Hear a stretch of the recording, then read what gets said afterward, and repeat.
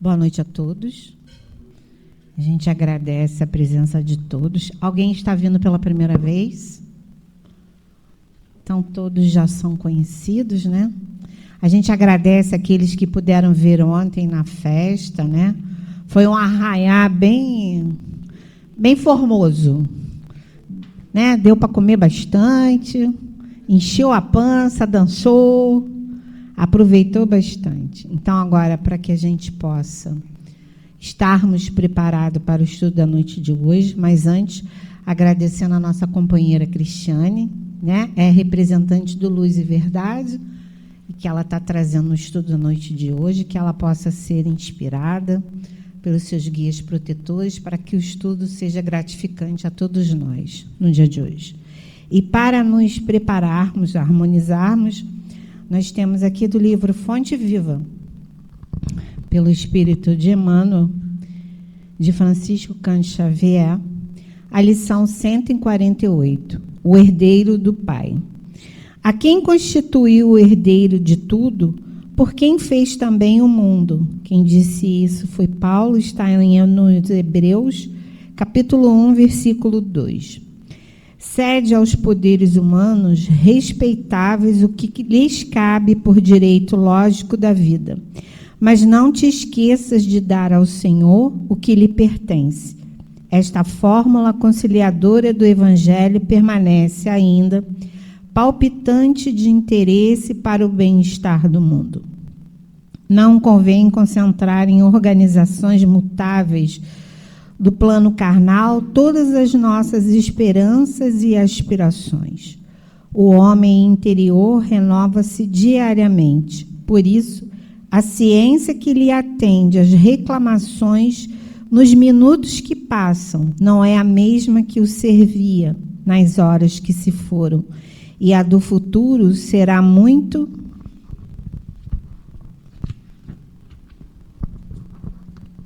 diversa daquela que o auxilia no presente. A política do pretérito deu lugar à política das lutas modernas. Ao triunfo sanguinolento dos mais fortes ao tempo da selvageria sem peias, seguiu-se a autocracia militarista.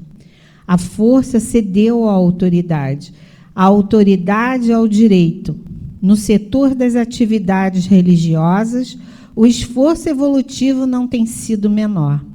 Em vista de semelhantes realidades, por que te apaixonas com tanta veemência por criaturas falíveis e programas transitórios? Os homens de hoje, por mais veneráveis, são herdeiros dos homens de ontem, empenhados na luta gigantesca pela redenção de si mesmos. Poderão prometer maravilhosos reinados de abastança e paz, liberdade e harmonia. Entretanto, não fugirão ao serviço de corrigenda dos erros que herdaram, não só daqueles que o antecederam no campo dos compromissos coletivos, próprias experiências passadas, em tenebrosos desvios do sentimento. A civilização de agora é sucessora das civilizações que faliram. As nações que se restauram aproveitam as nações que se desfizeram. As organizações que surgem na atualidade guardam a herança das que desapareceram na voragem da discórdia e da tirania, examinando a fisionomia indisfarçável da verdade. Como hipertrofiar o sentimento, definindo-te em absurdo por instituições terrestres que carecem, acima de tudo, de teu próprio auxílio espiritual? Como pode a casa sem teto abrigar-te da intempérie? A planta do arranha-céu, inteligentemente traçada no pergaminho, ainda não é a construção mantenedora da legítima segurança. Não existem, pois, razões que justifiquem os tormentos dos aprendizes do Cristo, angustiados pelas inquietudes políticas da hora que passa.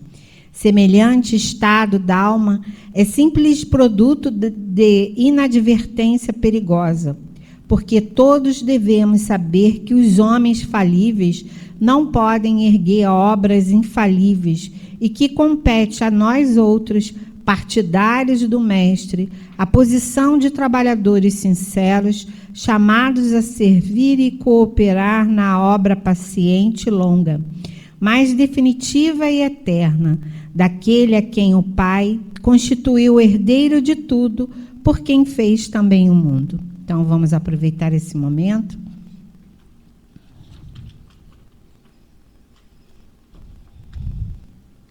Agradecendo por essa oportunidade, assim, Senhor,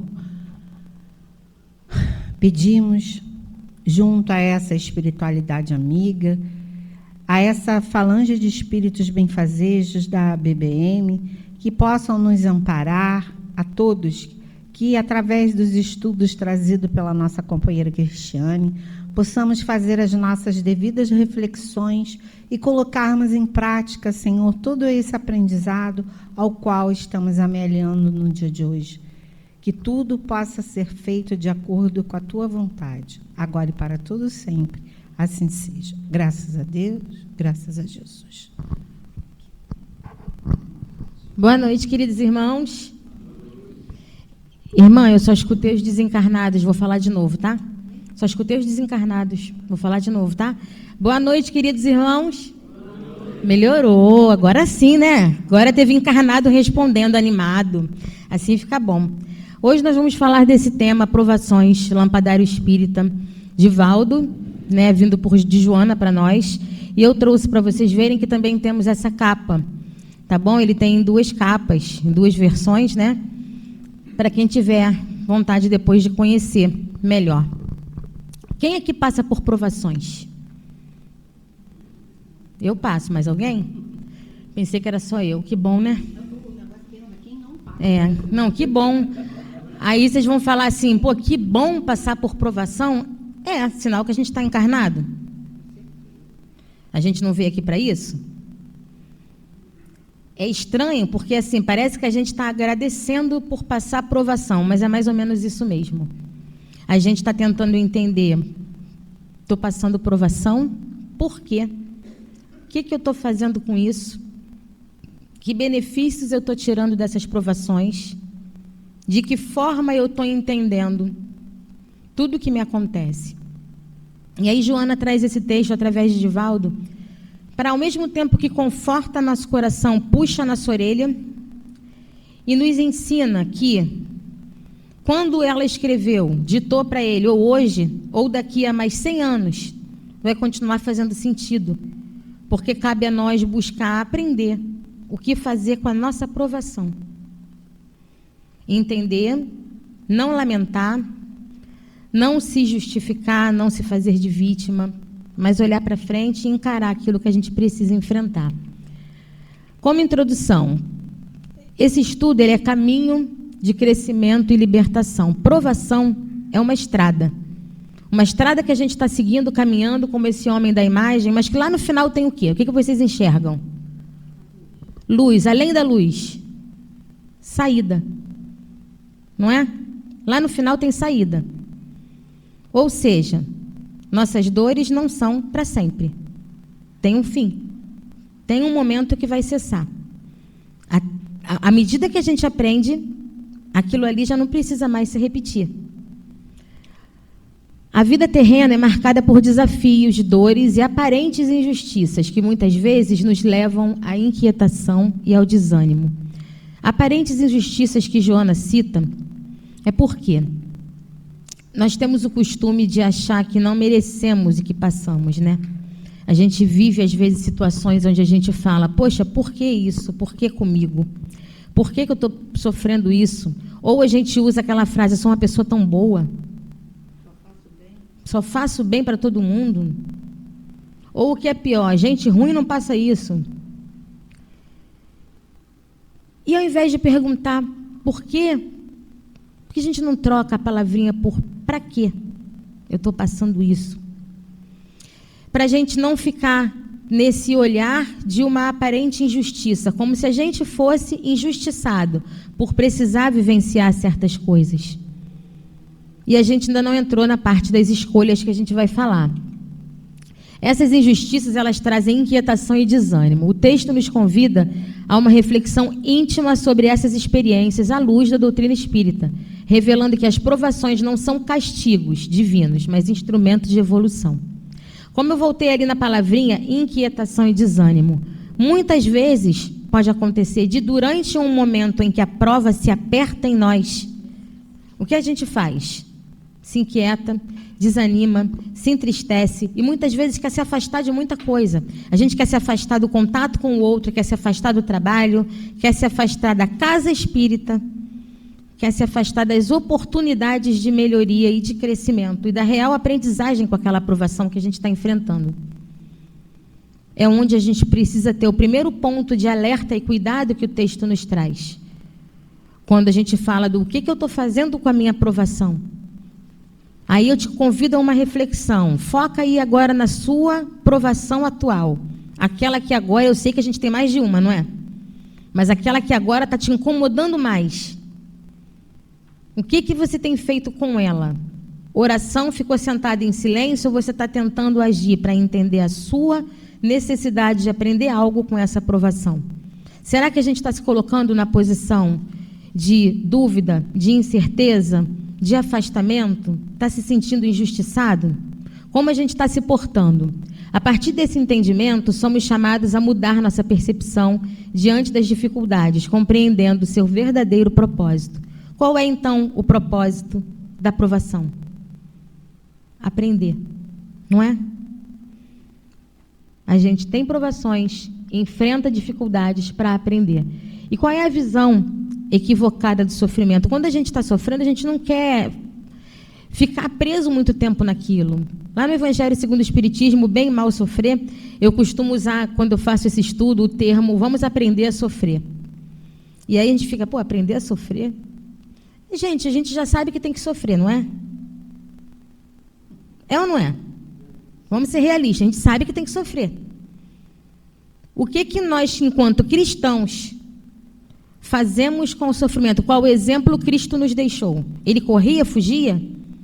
Ou ele encarou de frente? Sem perder a doçura, sem perder todos os bons costumes de um homem de bem.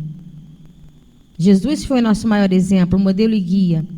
E olhando para ele, a gente encara como proceder diante de uma provação, diante de uma dor.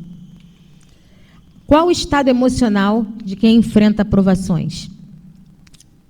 Se eu perguntar para vocês, quando a gente esbarra no sofrimento, tem provação que não traz tanto sofrimento, tem outras que trazem muito.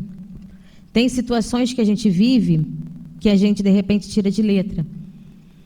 A mesma situação, talvez enfrentada por 3 pessoas, as pessoas enfrentam de formas diferentes, não é? Mas qual o seu estado emocional hoje? Eu gosto muito de fazer o estudo, convidando quem está comigo aqui a apontar o dedo assim, ó. Você. A gente agora não vai pensar no vizinho, no filho, no marido, na esposa, no primo, na mãe, no pai, em mais ninguém. Não é na aprovação do outro, é na nossa. É um convite à reflexão íntima, um convite à reforma íntima. O que eu estou fazendo com as minhas provações? Então, essa pergunta aqui é para você agora. Qual estado emocional você enfrenta hoje diante das suas provações? Como você está se sentindo? Porque isso delimita o que você vai fazer, de que forma vai agir. E também ensina para a gente qual movimento vai ser o próximo a ser realizado. E será que eu estou aprendendo com a minha aprovação? Ou será que eu estou me deixando levar para chegar a um ponto de uma depressão, de uma ansiedade? Chegar ao ponto de que aquilo me cause sensações físicas, por não administrar bem as minhas emoções. Angústia diante do futuro. Alguém já sentiu isso? Estar diante de uma aprovação, vivendo uma situação difícil, em que você começa a ter medo do seu futuro.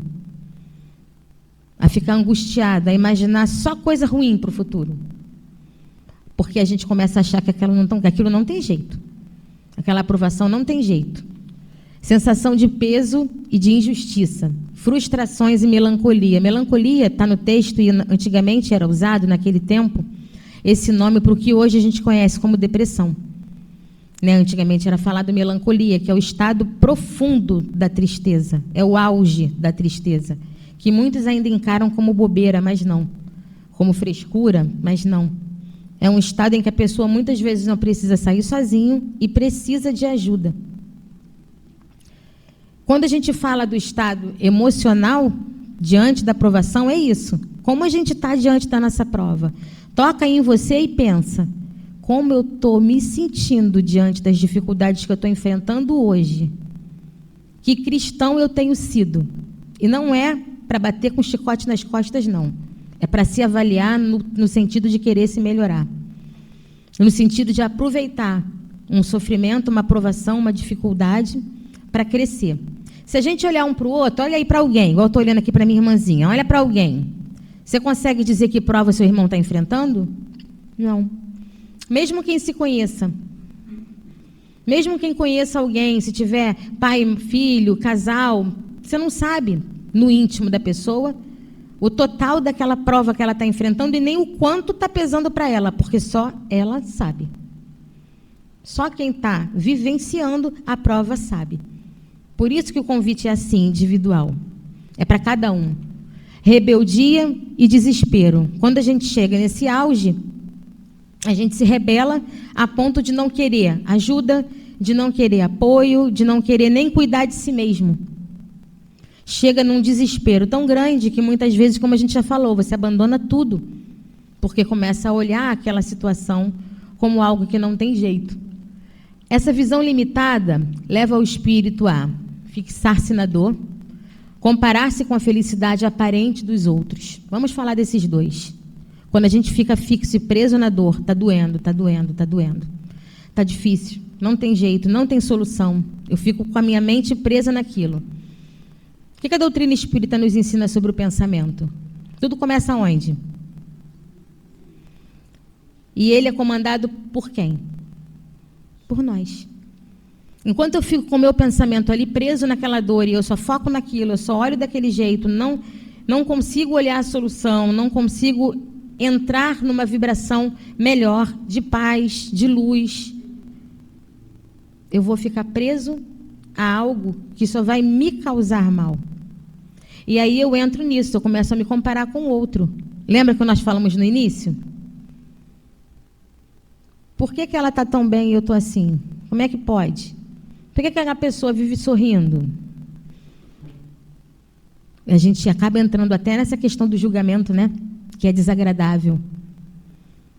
Mas vamos falar de nós. Por que é que o meu irmão está sorrindo, está feliz? Por que é que o meu irmão dá certo em todos os trabalhos que ele vai? Por que deu certo na vida financeira? Por que deu certo nos relacionamentos? Por que todo mundo gosta daquela pessoa? Você começa a se colocar num grau comparativo e você esquece de olhar as suas melhores coisinhas. Que a gente tem, né? Nós não temos as nossas qualidades? mas é mais fácil responder pelas falhas. Se eu perguntar a vocês, e não precisa responder em voz alta, não. Me cite 3 defeitos seus. Rapidinho vocês vão saber falar, não vão? Não vão? 3 defeitos? Você vai falar, eu tenho isso, eu sou... Me fala 3 qualidades. A gente para pensar um pouquinho. Analisa. Porque às vezes a gente fica assim, não, se eu falar que eu sou bom nisso, eu vou estar sendo vaidoso. Uma coisa é vaidade, outra coisa é você reconhecer o que você tem de bom e usar em benefício do bem, usar em benefício do seu crescimento. É bastante diferente.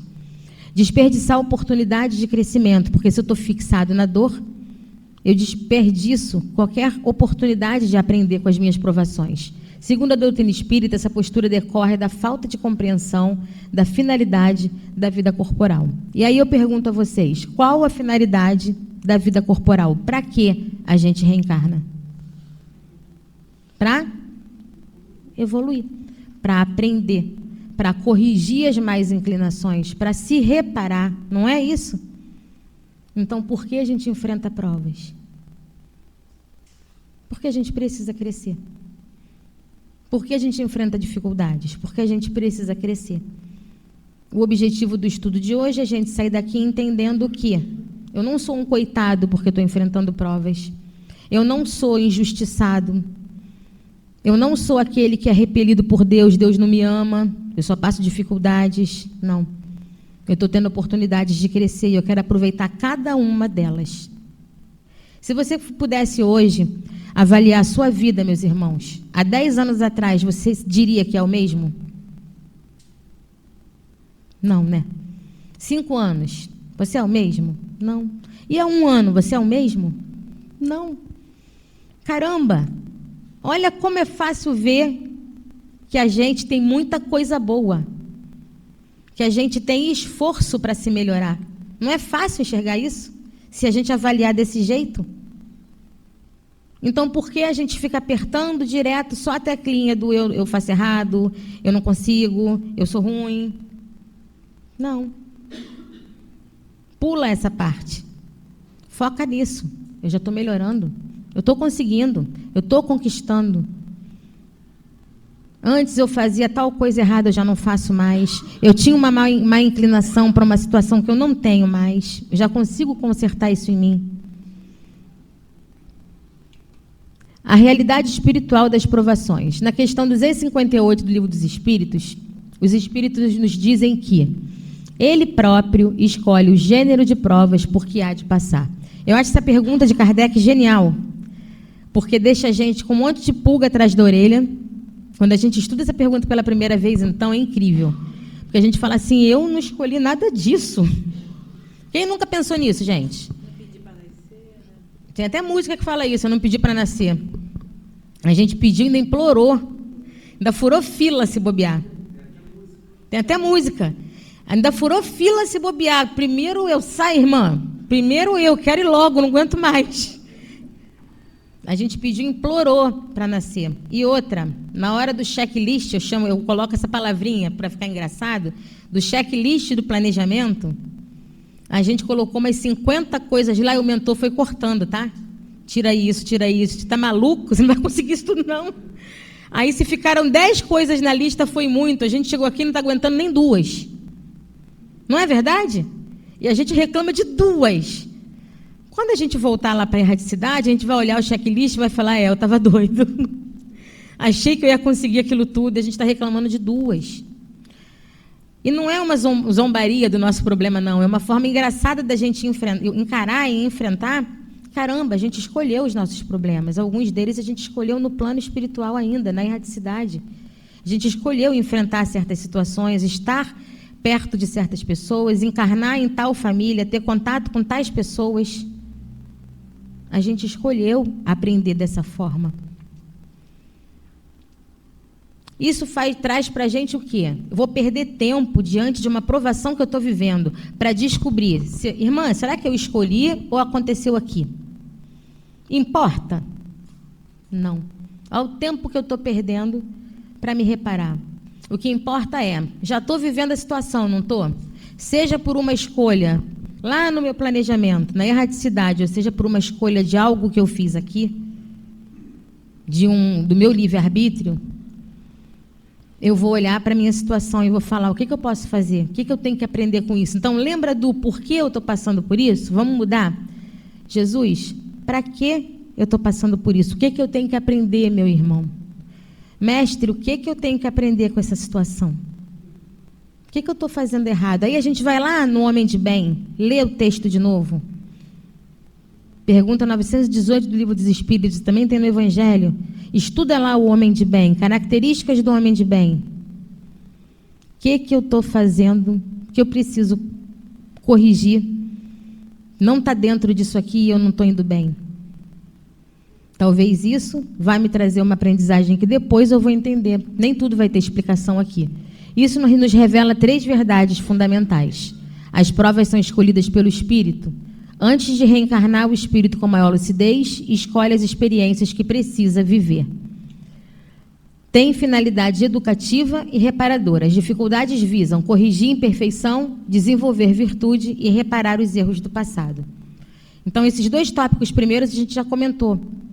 As dificuldades vêm para nos reparar, é educativo. Então, uma dificuldade que eu estou enfrentando, vamos substituir a palavra, não é castigo, é educativo. Eu preciso vivenciar aquilo para aprender.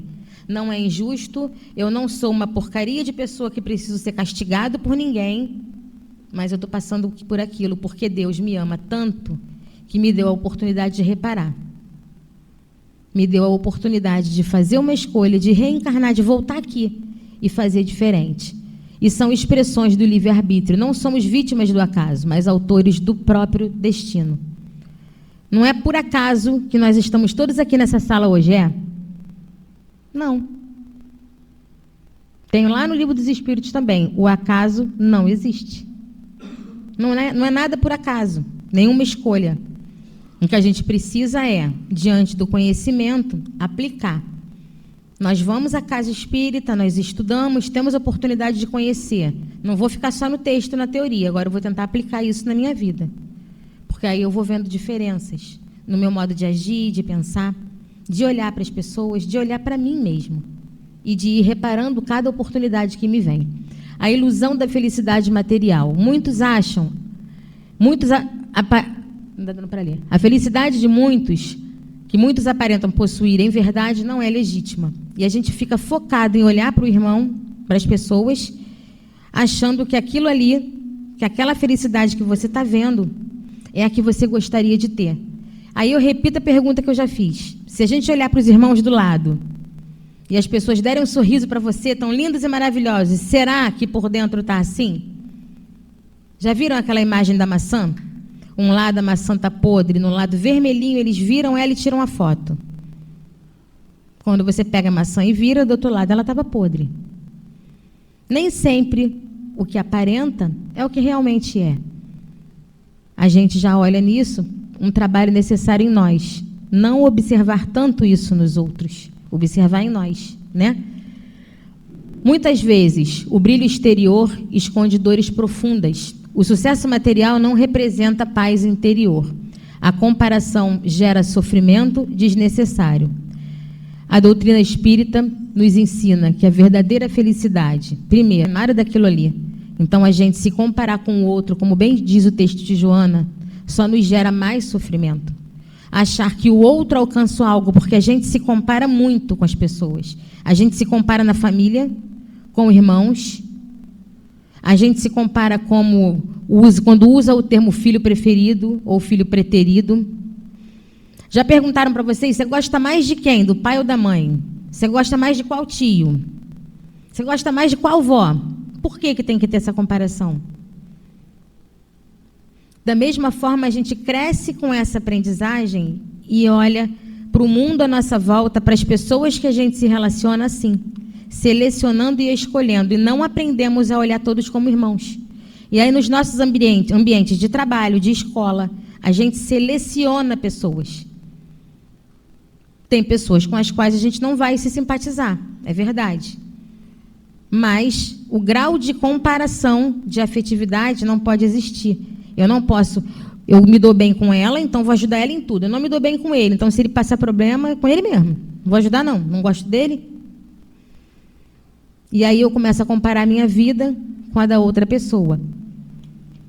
A verdadeira felicidade não está nas aparências, é a conquista íntima e resulta da harmonia com a lei divina. Lembra quando eu falei, eu estudo a doutrina, eu conheço, a gente tem a oportunidade de vir a essa casa, de estudar, de participar de várias coisas que a casa faz, mas eu saio daqui do portão para fora, não estou nem aí para nada, não pratico nada, não tento aprender nada, não tento utilizar nada. Quem está saindo no prejuízo, gente, sinceramente? Nós, né? É íntimo esse prejuízo. Lembra que eu falei, vou repetir, ó, olha para você. Sabe por quê? Praticar é difícil pra caramba. É a parte mais difícil. Porque eu costumo brincar que Deus faz para casa com a gente, igual tinha na escola. É certo que a gente vai na casa, estuda uma coisa, durante a semana vem o para casa. Aí você vai lembrar, epa, estudei isso aí. Aí a gente vai cometer uma falha, caramba, estudei isso aí, mas fiz errado de novo. Tá tudo bem, pede perdão, faz uma prece e recomeça. Reconhecer uma má inclinação já é o primeiro ponto. Eu reconheço. Porque pior é negar. Pior é eu olhar para uma má inclinação e negar. Eu olho a minha má inclinação e reconheço. Realmente eu falho nisso. Como é que eu vou fazer para mudar se é tão difícil para mim? E aí eu começo a diminuir a quantidade de vezes que eu faço isso, que é uma má inclinação. Depois eu começo a substituir por outra coisa. Quando eu ver, eu já estou fazendo de uma forma melhor. Me portando de uma forma melhor. A transformação da dor. Uma das partes mais profundas desse texto, Joana fala sobre como transformar essa dor, porque é muito difícil no meio de uma provação. A gente está sofrendo, sentindo dores, muitas vezes dores íntimas, profundas, intensas, que a gente está sem forças, e ter que transformar essa dor em algo que te motive a lutar, a buscar aprendizagem com aquilo ainda. E aí você olha e fala, caramba, eu estou todo destruído, ainda tenho que me levantar e aprender? Mas gente, é levantar e aprender, mesmo todo destruído. Um dos trechos mais profundos afirma, o que agora te parece punição injusta, logo depois se te afigurará dádiva libertadora. Lá na frente, a gente vai entender que foi necessário passar por aquilo. E esse lá na frente não é na erraticidade só. Esse lá na frente muitas vezes é aqui. E aí eu vou retornar com pergunta a vocês. Alguém já viveu uma situação há tempos atrás onde você tomou uma decisão que hoje repercute na tua vida de forma positiva e você fala, que bom que eu tomei essa decisão. Graças a Deus.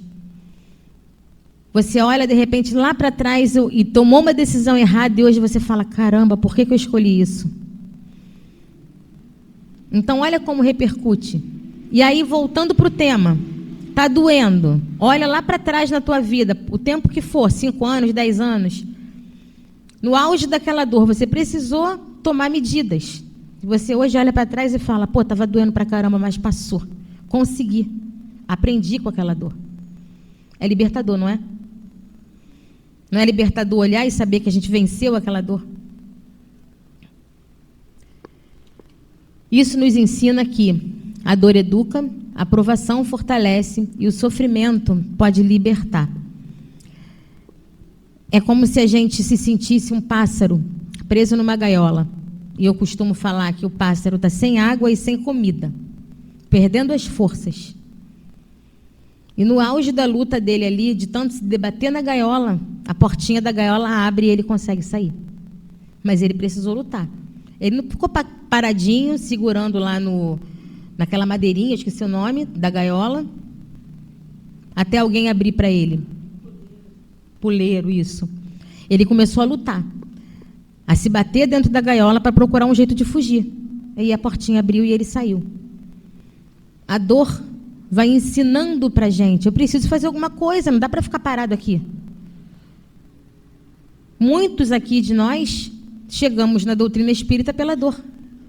De tanta dor a gente procurou ajuda, amparo, socorro. E a gente chegou ao trabalho no bem pela dor, mas muitos pelo amor e pela gratidão, não é? de ser tão grato pelo que encontrou, a gente resolve querer fazer esse bem para os outros também. Quando bem vividas, as dificuldades se transformam em crescimento espiritual, luz interior e méritos perante a vida. Vocês já devem ter ouvido alguma prece em algum momento em que a gente diz: se for do nosso merecimento, não é? Como é esse merecimento? Eu estou fazendo para casa? Eu estou me esforçando para aprender? Eu estou tentando colocar na prática toda a teoria que eu absorvo? Eu estou tentando mudar em mim as minhas más inclinações? Eu estou tentando me redescobrir dentro das situações que eu vivencio? Ou eu paraliso e fico ali triste, cabisbaixo, porque é injusto o que está acontecendo? Existem situações que travam mesmo a gente. A gente olha e fala: caramba, eu me preparei tanto para isso, de repente acontece uma situação, uma doença, por exemplo, e me afasta de tudo que eu planejei para a minha vida. Ou uma perda. Ou uma questão profissional, que você tem que mudar de rumo. Eu tenho uma amiga que ela precisou mudar de carreira profissional 3 vezes. As 3 vezes por questão de saúde. A questão de saúde paralisou ela foi para outra coisa. A saúde paralisou ela de novo, ela foi para outra coisa.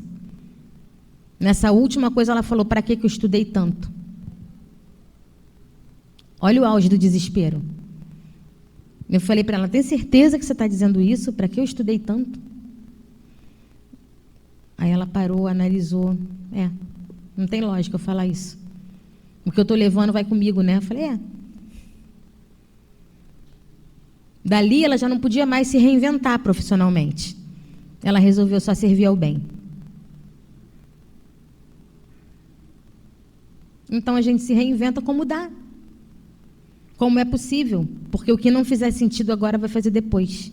E vai ser sempre uma porta libertadora para nós. A atitude diante das provações. Primeiro, isso é para todos nós que estamos passando provas. Prece.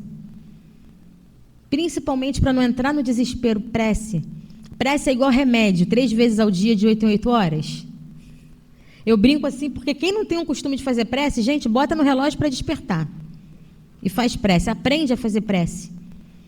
Lá no Selva eu facilito o livro dos Espíritos, junto com outros amigos. E a gente costuma receber pessoas que estão chegando na casa, na doutrina. E tem muitos que falam isso: eu tenho dificuldade em fazer prece. Como assim? Tem dificuldade de parar. Como é que faz prece? Quando a gente pergunta quem quer fazer a prece de encerramento, quase que corre todo mundo. Ninguém quer. Prece de abertura, prece de encerramento, a leitura da página ainda vai, mas prece... Gente, prece é só bater um papo, mais nada. É tão particular. E não tem alívio maior do que bater um papo com o mestre, com a espiritualidade. Não tem. Isso aí é em qualquer hora. Está fazendo a comida, faz a prece. Foi tomar banho, faz prece. Está no ônibus, está andando pela rua, faz prece. Então não tem desculpa para não fazer prece. Não tem hora certa, não tem motivo. E aí, se eu estou na provação e no auge da dor, o que eu tenho que fazer mais? Prece. Porque é onde eu vou ser socorrido, acolhido, e onde a espiritualidade vai estar ali junto de mim cada vez mais. Trazendo paz para a gente mesmo. A confiança no bem. No auge da dor, a gente esquece um pouco, tem o perigo de esquecer um pouco do bem, de confiar na força e no poder do bem, de confiar o quanto que dentro de nós ainda tem coisa para ser melhorada, e que se alguém vier nos ajudar é o bem, e que a gente, mesmo em caquinhos, a gente ainda pode servir ao bem. Lembra dessa história da amiga que eu falei? A paciência ativa. Aumenta a dosagem de paciência. Paciência no espiritismo não é passividade, mas resistência moral, aceitação consciente e perseverança no bem. O que é a paciência ativa, que ela se refere no texto? Paciência não é parar e ficar esperando acontecer. Enquanto eu quero exercitar minha paciência, eu estou em ação, eu estou em movimento, eu estou fazendo, eu estou agindo. Eu não estou esperando. Parada, sentada, vou fazer uma prece, tá, irmã? Vou ficar esperando até acontecer. Não, eu estou me movimentando. Eu estou agindo. Eu estou trabalhando no bem, eu estou buscando, estou co-criando, estou criando com os meus irmãos laços. Um dia de trabalho no bem, quantas vezes nos alivia o coração pra caramba dos pesos das provas que a gente vive. Não sei quantos irmãos aqui são trabalhadores na casa, mas um dia que a gente se dedica ao trabalho no bem, por 1 ou 2 horas você sai outro. Você fala, caramba, que maravilha que é. No momento da dor, no auge da nossa dor, da nossa provação, é onde a gente mais precisa se apegar ao trabalho do bem. Uma vez eu ouvi uma frase num vídeo de Haroldo que ele dizia que o espiritismo é maravilhoso, os espíritas não. Porque aqui, a casa espírita, é o hospital escola. A gente está aqui porque precisa e decidiu se cuidar. Como? Prece, confiança no bem e paciência. Com ação, sem ficar parado no tempo. O texto nos convida a observar grandes exemplos de espíritos elevados, sábios, benfeitores da humanidade, que passaram por perseguições, dores, sacrifícios, e ainda assim permaneceram firmes, fiéis aos seus ideais, praticantes do bem, confiantes em Deus e seguidores de Jesus. Claro, eu não podia não colocar o rosto do nosso mestre ali, porque só de olhar para a face de Jesus a gente já sente a sensação completa da dor que ele viveu, para nos deixar tantos exemplos. E aí nós temos tantos grandes exemplos como Bezerra de Menezes, que é o patrono da casa. Servo do bem e que enfrentou luta, perseguição, quanta coisa. E como é que espíritos tão elevados, tão grandiosos enfrentaram tudo isso? Quem somos nós, não é? A gente olha e fala, quem sou eu então? Diante do que Jesus enfrentou, diante do que Bezerra enfrentou, Chico, e tantos outros grandes nomes que a gente conhece, Francisco de Assis, Madre Teresa de Calcutá, Irmã Dulce. Quem somos nós? Por que a gente está reclamando de um probleminha? Quando a gente olha para o nosso problema e lembra de Jesus, caramba, dá até vergonha. Não dá? Eu falo, caramba, que probleminha que eu tenho da frente do problemão de Jesus, que ele enfrentou com tanto louvor, com tanta beleza. Isso demonstra que a grandeza espiritual se constrói na superação das provas. A esperança no futuro é a mensagem consoladora deixada no fim do texto. Logo mais amanhã. Joana usa essas duas palavras, logo mais amanhã, mostrando para a gente que existe o depois, existe o amanhã, existe esperança. Se a gente sabe que é aqui, por que tanto desespero pela aprovação? Por que tanto desespero pelos enfrentamentos que a gente tem, pelas dores que a gente tem? Dói sim, é difícil passar, é difícil enfrentar, mas também não significa que a gente precisa se entregar. Mas como cristãos, como seguidores do Mestre, como irmãos de Jesus, olhar para o exemplo dele e falar, caramba, ô meu irmão, me deixa ser 1% do que tu foi, eu quero aprender com os teus olhos a seguir em frente e a melhorar. Essas expressões reforçam a visão espírita da continuidade da vida, pluralidade das existências, justiça divina perfeita e de que nada é definitivo. Lembra da frase? Isso passa. Tudo passa. Isso também passa. Vai passar, não vai? Vai ou não vai passar? Então fala aí para alguém. Vai passar, tá, minha irmã? Fala para mim também quero.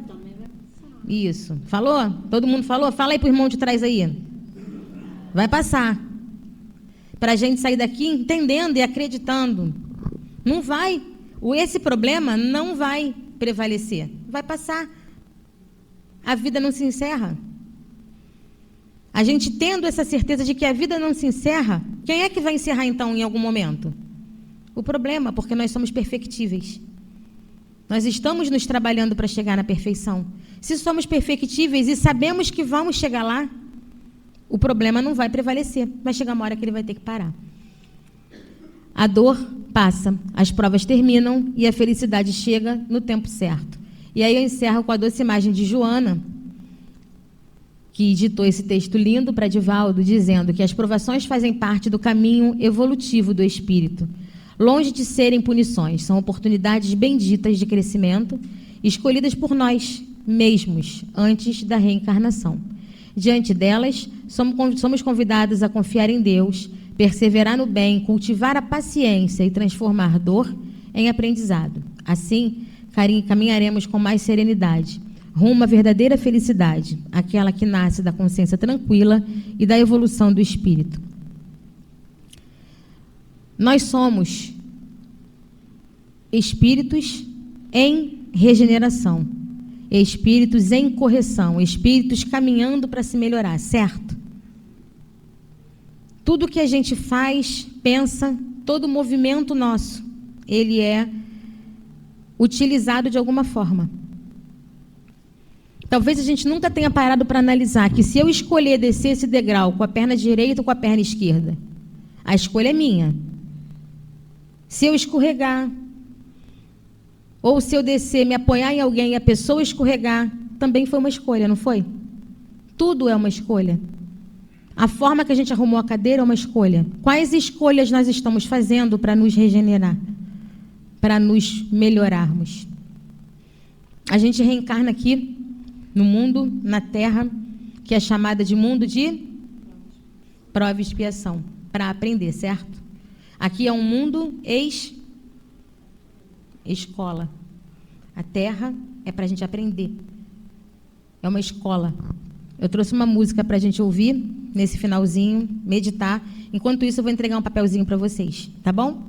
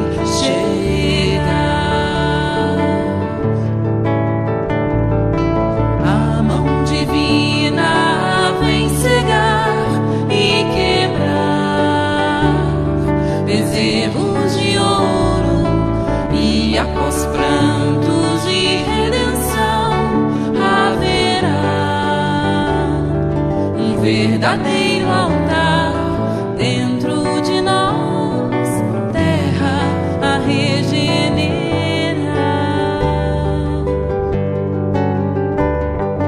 A mão divina vem cegar e quebrar bezerros de ouro e após prantos de redenção haverá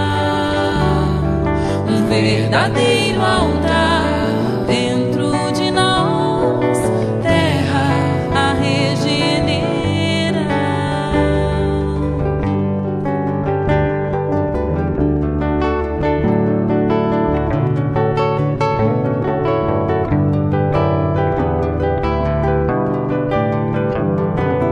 Mundo, escola, teus grãos maduros já vão germinar.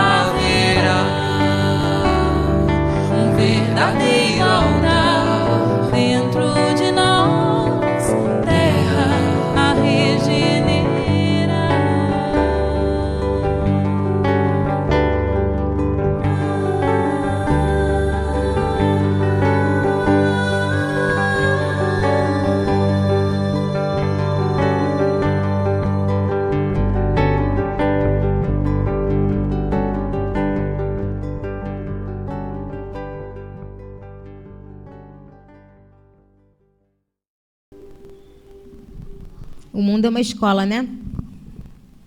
Universidade da Paz, como fala a música. E dentro de nós tem o quê, meus irmãos? Tem o quê? Terra a regenerar. Pode acender a luz rapidinho, minha irmã? Cada um pegou um papelzinho. Você leu? Essa frase se encaixa para você? Só que ela não é sua. A atividade é a seguinte. Levanta. Encontra uma dupla aí que você quiser.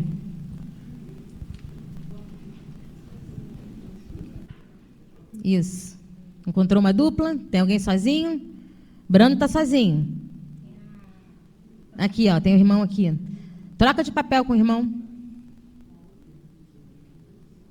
Pronto, agora sim, pode ler que é seu.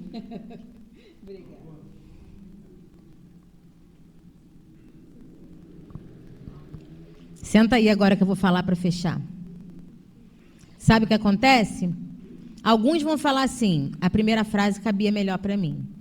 Alguns vão falar, a segunda cabia. Mas sabe qual é a lição dessa pequena atividade? Mesmo em cacos, a gente pode ser amor para alguém. Mesmo em cacos. Não importa como está o coração de ninguém. A gente entregou uma frase de amor para alguém. A gente entregou força para alguém. A gente entregou sabedoria. Entregou uma palavra, uma mensagem de Jesus para alguém. Então, mesmo em cacos, meus irmãos, vamos seguindo bem. Fazendo na nossa vida a Universidade da Paz, desse mundo escola, oportunidade de se regenerar. Cola na tua geladeira, no teu armário, na tua gaveta, sei lá. E lê essa frase de vez em quando, se fortalece e fala, eu vou conseguir passar as minhas provas. Porque eu estou aprendendo todo dia. Obrigada pela oportunidade, tá? Eu amo vocês. Agradecemos a nossa companheira, né? E que ela possa vir mais vezes, né? Para trazer essa força a todos nós. Então, agora vamos passar para a segunda parte, que é o passe, convidando os medianeiros. Você gostaria de falar? Sentar aí, por favor. Posso apagar a luz, Larissa? Pode.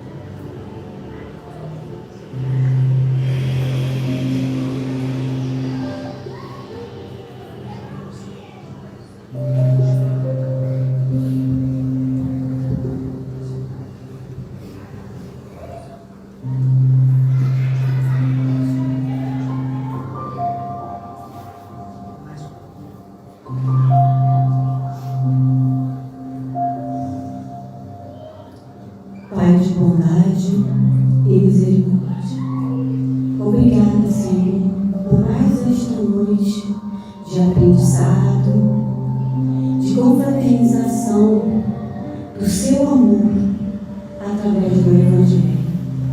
Que a tua luz fique conosco no pensamento, nas atitudes, possamos pensar que cada dia que chega, que amanhece, é uma página em branco, que possamos nos perdoar pelo dia de ontem e nos culpar menos pelo passado. Que a tua luz, Mestre Jesus, seja o nosso farol, o nosso guia, sabendo que o Senhor é o nosso escudo, o nosso amparo.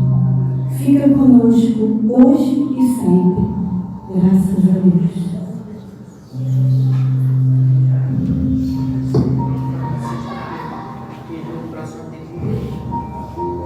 Agradecendo a todos a presença e que vocês possam retornar na próxima segunda e tendo também que às sextas-feiras nós temos o estudo, o amparo junto à desobsessão, então tem um estudo onde todos participam, né? Aí a gente agradece a presença, também lembrando aqueles que têm retorno para o próximo atendimento, sábado, cirurgia espiritual, é só entrar em contato para confirmar, e aí a gente aguarda e agradece que todos possam retornar aos seus lares, podem beber água fluidificada e que sigam em paz.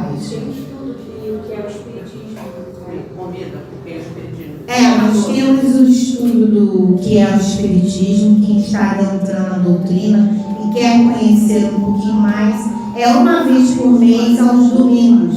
E nesse próximo dia 14, nós teremos esse estudo.